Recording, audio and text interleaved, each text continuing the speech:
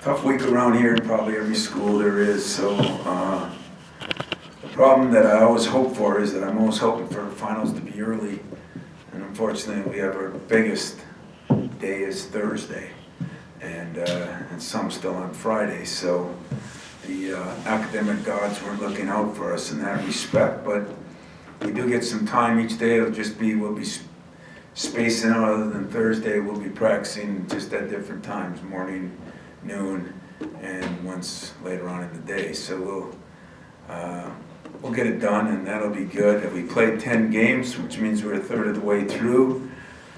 And looking at our team, I explained it to you guys the other day. Hard to believe we're leading the nation in field goal percentage defense by more than a little, and yet our three-point percentage defense is not ranked very high, although that one, you know, a half a point could mean 50 spots, so it's not life-threatening. Our rebound after that Duke performance has really cranked up. We're a lot better there. Last 4 or 5 games, I think we're averaging 11.5 turnovers a game. We're getting that number down. We still got to improve on our movement offensively.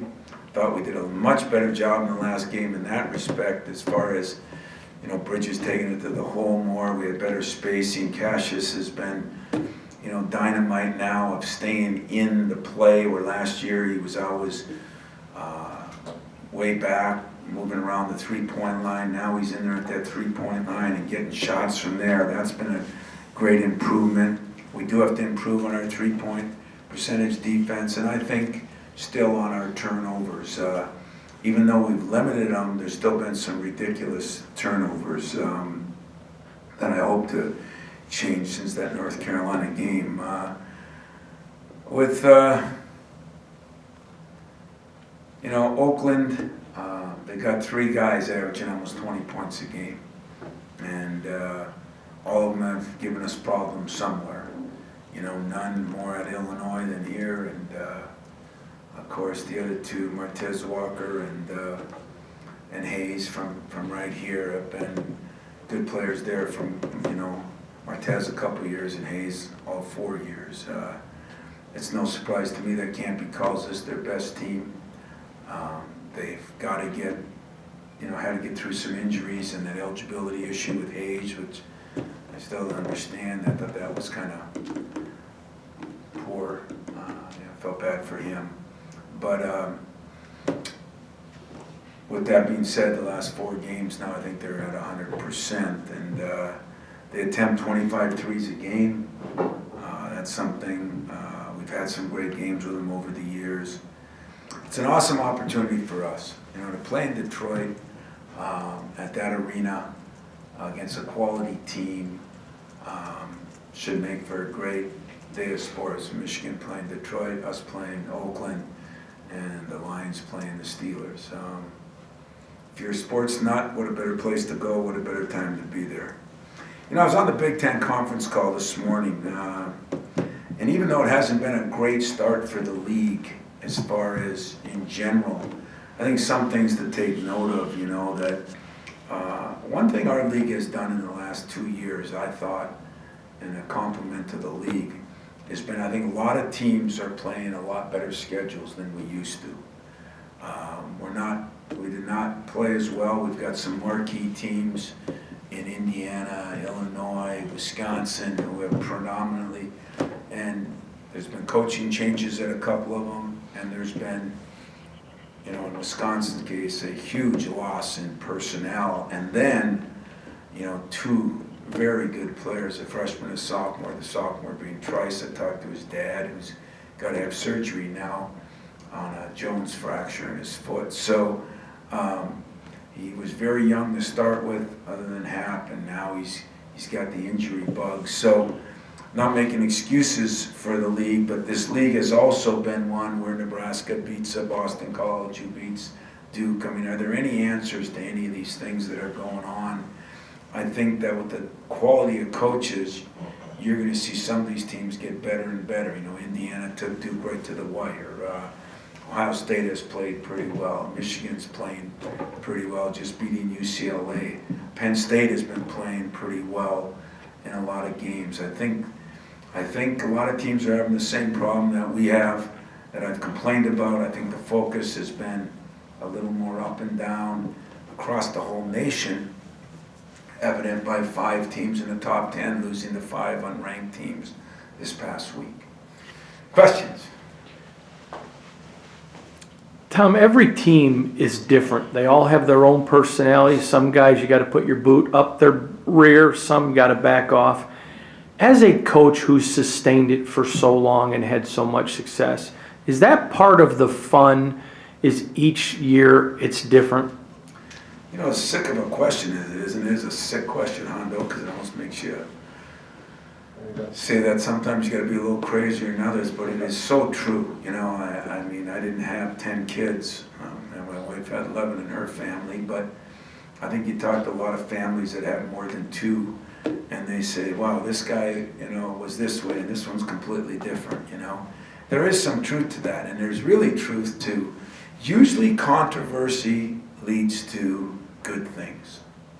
I mean, I hate to say that because I don't want to manufacture it, even though I had an assistant that once said, if there is no controversy, create some.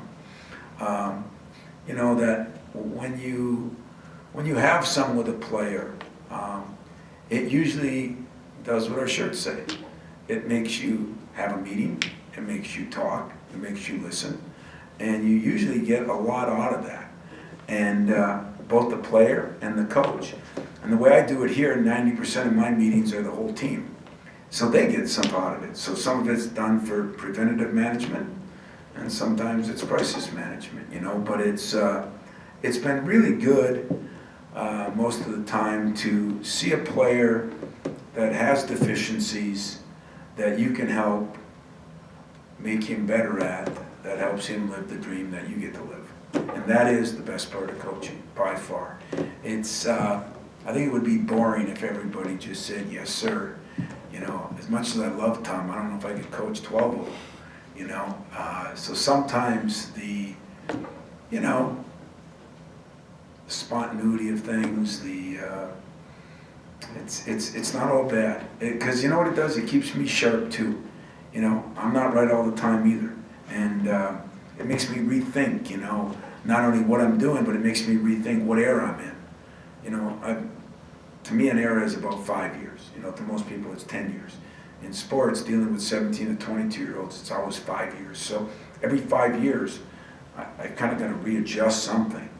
And yet, the standard stuff stays the same, but maybe the way it's said or, you know, the way it's done is different. So, kind of a bad question, good question, because I think it is one of the fun parts of my job, especially when you see it go from rags to riches, which has happened more than a few times. Kind of focusing on one of those guys, Cassius. You know, with him right now, he's hitting so many threes and shooting so well from out there. I guess where's the balance you want with him? It seems like he's maybe just last game, but not attacking the rim as much. But what kind of balance you want when you have a guy that's shooting that hot from outside? Well, the 2 things, you know, one of the things we've done a little bit more, we talked about at the beginning of the year, is we've played him and Tom together, which almost makes him a 0.2 guard, you know. But we can use him coming off screens. I think it's you're not going to see as much penetration as you saw last year, because for the most part now we have 2 bigs in there a little bit more, even though at times Jaren can be a stretch guy.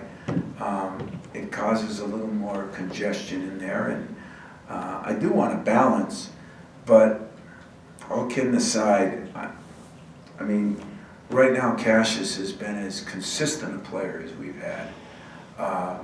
You know, again, went through the film of the last game, and then the difference in him defensively on ball screens in that this year compared to last year is enormous.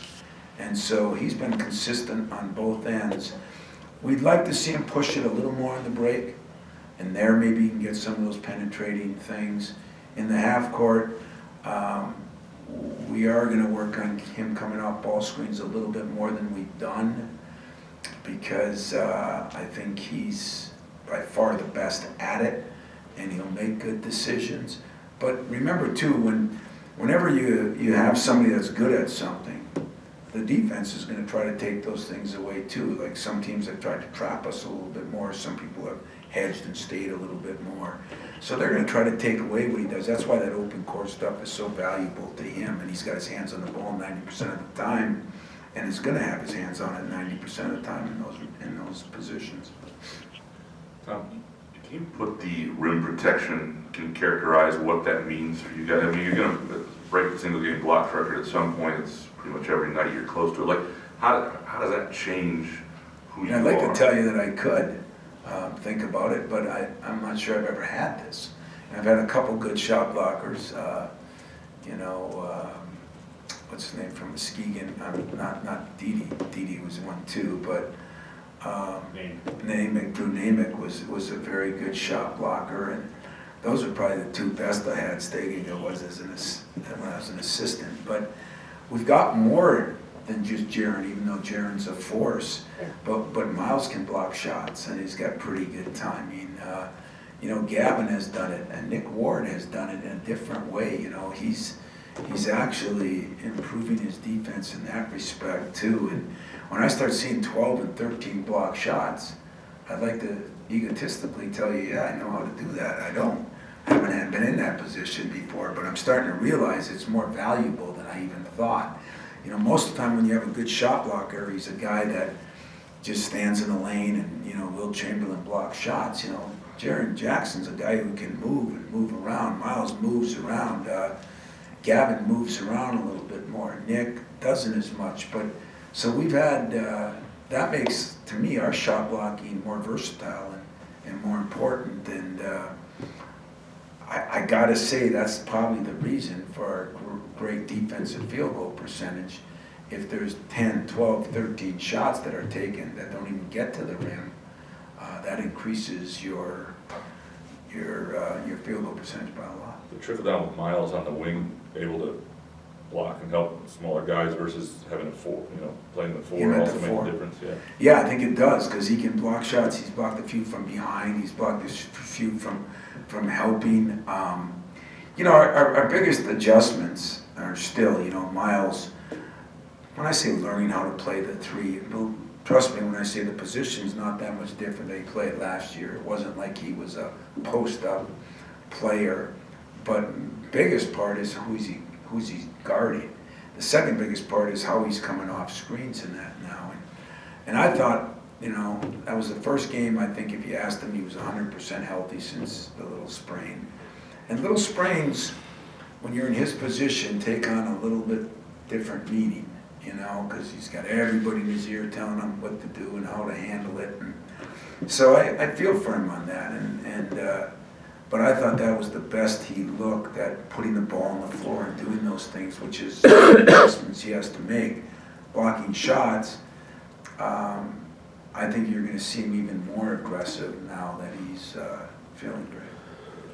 I want to ask a couple questions about the kicker situation from last week. First of all, if you just had any reaction to the decision, and second of all, if he is held out for the whole year, what can he do to kind of keep that development going if he's not in competitive teams?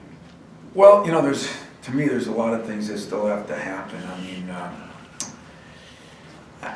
when I say this, as transparent as I am, trust me what I'm saying. I don't know the whole situation. I've not talked to even the family a lot lately. I'm trying to figure out. I am not crazy about the ruling that I've heard. I think we're archaic in our thinking on this. I think one way or another this is going to bring some changes to how we look at it from Michigan High School Athletic Association part. I feel like partly at blame because I think Thomas was going to leave there. I think he was going to go to a prep school. I'm not as crazy about that. I hate when the kids from the state of Michigan are all leaving because of my love for the state. And so, it was us that late said to him, are you sure this is what you want to do? And then he ends up at Clarkston, and sadly to my prevail, let's understand something. My assistant is from Clarkston. His dad coaches Clarkston. I recruited Dane and didn't get him. I recruited Dugan and didn't get him. Dugan and his dad went to Michigan, so I can't like either one of them, even though I love what they stand for. So get that straight, first of all. Dan Fife had zero to do with this. And, you know, early on, his name was getting dragged through like he's recruiting. Zero. And there's some rulings that I don't totally understand. I mean, I can't believe if a kid moves somewhere else, he's not going to be eligible. But there are some integral parts of all these moving parts that I'm not sure I'm understanding all of them, so I'm not going to speak on what I don't know. I'm not going to condemn Kithy or the school, MHSAA.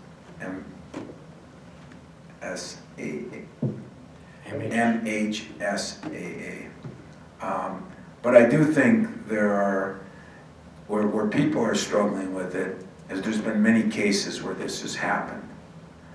And for some reason, it seems a little more high security on this one. And you know me, I don't like transferring, period. Never been a fan of it.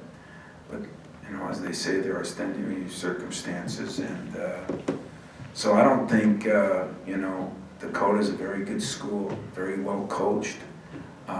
Just didn't work out for him. Clarkston's a very good school, very, very well coached. I think he's one of the best coaches in the state of Michigan ever. And there's some good prep schools out there that wanted him. What are our situation from here? Trying to see how it plays out. Trying to look into different things like some schools have done. You know, when could he be able to come here? What could happen that way? To me, a very sad situation, because I hate, bad choice of words, but I hate when a college senior does not get a chance to go to the prom and, you know, and play basketball or do this or that. That's why I'm against some of these things and all these kids leaving. I'm not even in favor of the football rule, you know, where they come that semester, personally. Because I think you're missing out on a lot of things, and I think we have to find a way to do a better job with the rules to make it so that there are rules, but there are also adjustments to the rules that I think will take place in the future. I hope it doesn't cost him, but I just don't know enough about all of it because I didn't think it would come to this. Now that it has, and thank God I have a couple days here. If you ask me on Thursday, I might have a better answer than I do today on the whole thing, to be honest with you. Back to your team, didn't you take them to Detroit Friday night? I didn't, I was out But your recruiting. team but- went, right? Yeah, team went. Was that more Draymond related or just to see where they're playing? It was more Draymond related and the Pistons, you know, I think he's done a great job with the Pistons, and you know, you kind of want your kids to see winning teams. It was nice that they got to see the arena, but it wasn't like they shot any baskets on it or anything. But it was one of those team building things that the NCAA lets you do now. And thank God for my athletic director and the people at the Pistons that were able to work the whole thing out.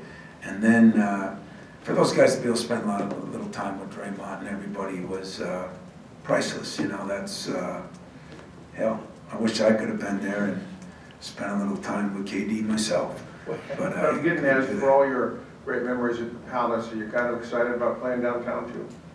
I am. I do have some great memories of the Palace. The Palace was a great place. I miss Mr. Davidson and all the things that went on at the Palace.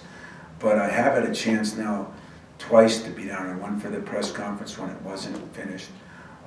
Once they gave me a tour, Tom Wilson took me around the whole thing for an hour and a half when I was down there recruiting in September, right after it opened. And if you haven't been there, have you been there, Fred? Yeah, once, hockey. Yeah, hockey. They couldn't get him to play a baseball game in there, that was the problem. It is a phenomenal facility, and I laugh because, you know, I know Kid Rock was there to open it up, and they even said during his concerts they had tell people to get back to their seats because everybody's walking around seeing all the things. They've done a phenomenal job with that building, and I think the Pistons are playing better. I don't know if it's because of the building, but they've had a good run here, and the Red Wings are always good. And now for Michigan State, UAD, Oakland, just a great sports day for the city of Detroit. I still say Dan Gilbert and all those people have done such a great job kind of reinventing our city down there. And Little Caesars is the Illich family. They're all part of it. We've got a lot of good things going down, and so am I excited to be there? I'm ecstatic to be there. I think it's going to be great for all of us. Unfortunately, I think we're playing a very, very, very good team, and one that is just, it's hard to look at a lot of film when they didn't have two of their guys because they're a completely different team. And you have three guys averaging almost 20 points a game. There's not many people in college basketball that have that right now. I was wondering if you could talk about the development of Josh Langford. He's shooting 45% from the field and 41% from three, but is he the shooter that you kind of envisioned that he would be? Can he drive inside more? What have you kind of seen? His stats are deceiving because I think he's a better player than those stats. He's been shooting it well from the three, which is good. From the field, he was shooting it really well. He's had a couple bad games that hurt that. I think including the first game of the year, I think he was 1 for 12, so it's been skewed a little bit, or 0 for 12. But where he's really improved, he's a better defender by a long shot. He's a better rebounder. He's starting to take some pride in his rebounding, and he's doing a better job of that. He's really become a guy that we can rely on to run that lane, and I think he's going to be a guy that's going to be right up there in that 15, 16, 17 points a game area. As we turn it over less, get more shots. We're getting more shots than we ever got here at 58 or 9. I'd like to get that into the mid-60s with a few more offensive rebounds, with a few less turnovers. I think we can do that. And when that happens, there's more shots for everybody. And what Josh Langford has better than any player I've had here, and that's a pretty good statement. He might have the best one-dribble mid-range pull-up shot of anybody that I've ever had. And that is an art. Everybody talks about now, it seems like everybody works on the threes or the dunks. I heard Michael Jordan, I heard Steve Smith talk about the mid-range game. It's getting lost, and if you have that art, you have something special. He has an incredible mid-range game. He's gotten better with the ball, which will get him to drive more.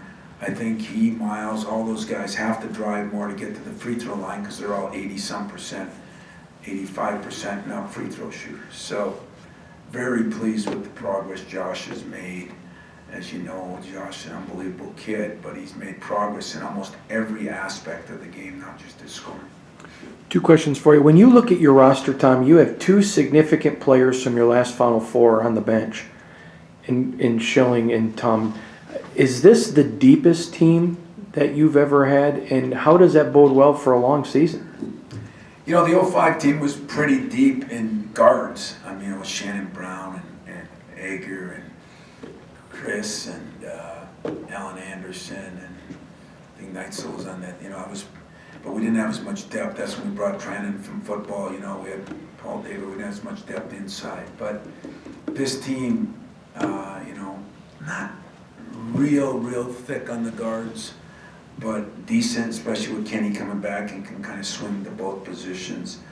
And then inside, we probably have the most depth we've ever had that could play. As Ben, Ben's still struggling at times. It was funny because the last game, he made a couple of turnovers, which isn't like him, but he's getting more comfortable, so his brain's telling his legs where to go, and his legs are telling his brain where to go. And we got to get to the point where those two mesh a little bit better.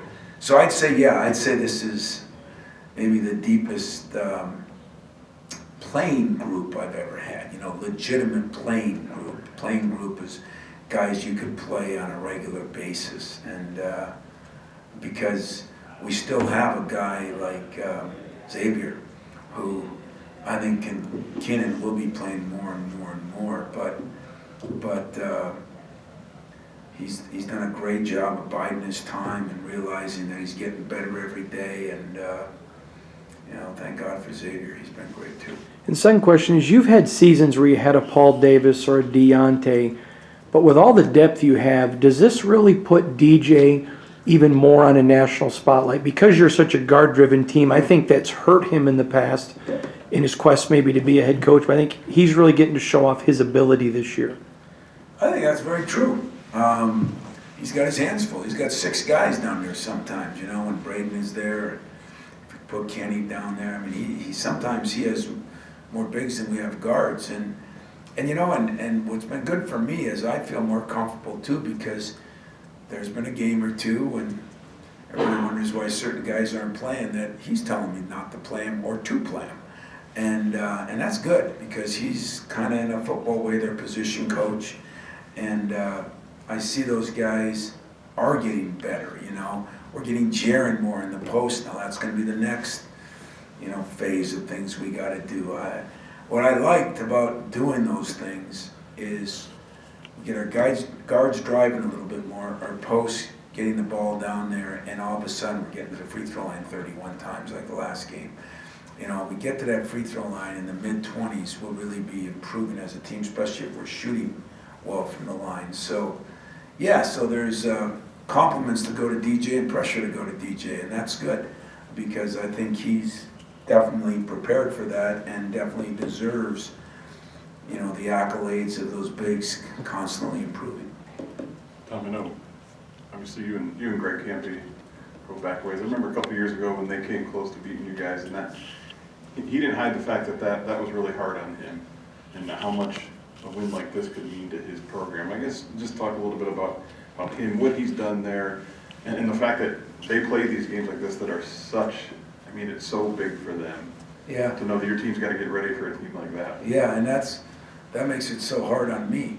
So I don't know why in the hell I keep doing it. But I do, because I have great respect for him and his program, and I think we played him 14, 15, how many times? A lot.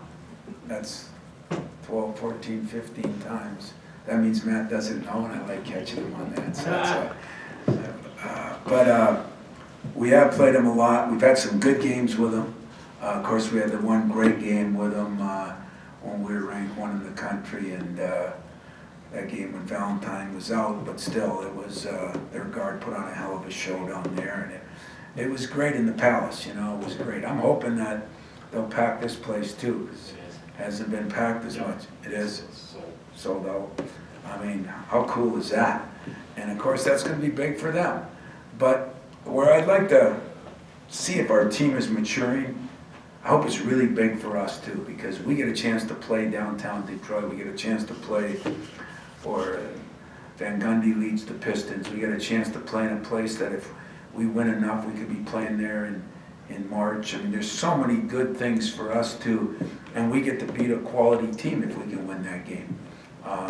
It's a team that I expect in the NCAA tournament to put a little pressure on my friend, and I think deservedly so, because I think they got a good enough team to get there. So it's not just a big win for his program now. It could be a damn good win for our program too. And I want to see if our team is maturing to the point that we understand that. So we got 10 to 15 minutes left. We can either keep on doing questions here or have some fun with off-the-record roundtable. Round table. Go ahead, Fred.